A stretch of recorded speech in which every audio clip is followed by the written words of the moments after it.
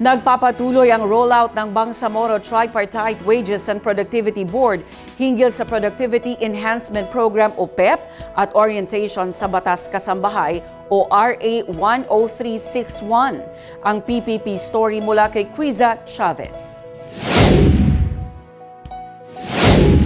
Tuloy ang Bangsamoro Tripartite Wage and Productivity Board sa kanilang serye ng Productivity Enhancement Program at Orientation sa Batas Kasambahay o RA 10361.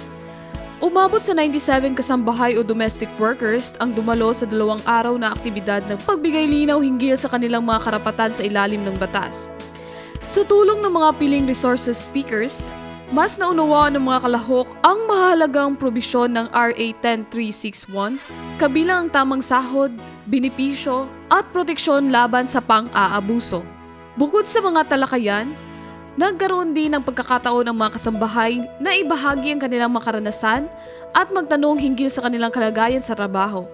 Ipinakita nito ang kahalagahan ng programa sa pagbibigay tinig sa kanilang tunay na sitwasyon at pang-araw-araw na hamon. Ang inisyatiba ay bahagi pa rin ng mas malawak na programa ng Ministry of Labor and Employment o MOLE upang mapalawak ang kamalayan ng mga manggagawang kasambahay sa kanilang karapatan at masiguro ang kanilang kapakanan sa loob ng Bangsamoro Region. Criza Chavez, iMinds, Philippines.